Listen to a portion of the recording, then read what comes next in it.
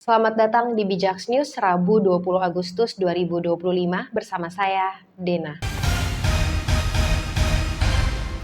Informasi pertama, Paguyuban Pelangi Cirebon mengungkapkan perjuangan mereka sejak 2024 terkait kenaikan PBB yang dinilai memberatkan warga. Juru bicara Heta Mahendrati menjelaskan, perjuangan kami dimulai 25 Maret 2024. Kami melakukan urun rembuk hanya saja tidak menemukan titik temu. Kenaikan PBB hingga 1000% membuat warga berpenghasilan rendah terbebani, seperti tukang las yang rumahnya dinilai 1 miliar rupiah namun harus membayar PBB 2 juta rupiah, sebelumnya hanya 300 ribu rupiah. Heta menekankan harapan kami akar permasalahan adalah kenaikan NJOP yang tidak masuk akal, tolong dihitung kembali cara perhitungannya. Ia menambahkan hingga kini belum ada kepastian dari Wali Kota Cirebon terkait pengembalian tarif PBB ke tahun 2023. Paguyuban Pelangi menegaskan aksi mereka damai dan untuk meredam ketegangan warga. Ketua Komisi 2 DPR RI Rifki Nizami Karsayuda menyatakan kenaikan pajak di berbagai daerah mencerminkan rendahnya kemandirian fiskal. Sebagian besar daerah masih bergantung pada transfer APBN. Ia menekankan pentingnya tata kelola keuangan daerah yang rasional dan akuntabel dengan memanfaatkan BUMD dan potensi lokal tanpa membebani masyarakat. Pakar otonomi daerah Johermansyah Johan menambahkan banyak daerah bergantung pada transfer pusat sehingga kenaikan pajak ekstrim kerap terjadi tanpa dialog. Seharusnya mereka harus ngomong sama rakyatnya, ini uang nggak ada, jalan nggak bisa kita bangun dulu ya. Sementara itu, Ahmad Hoirul Umah menekankan perlunya partisipasi publik, transparansi dan evaluasi regulasi agar desentralisasi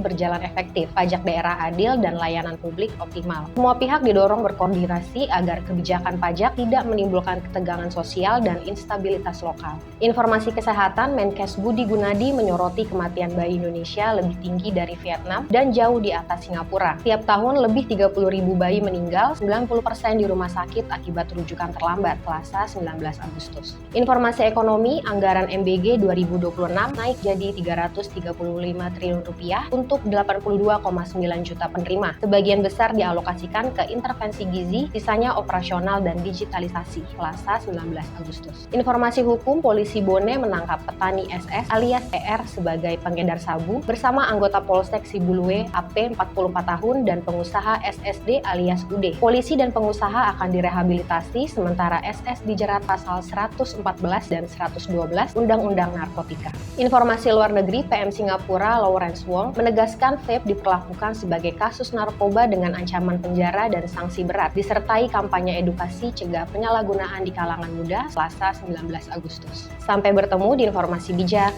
berikutnya.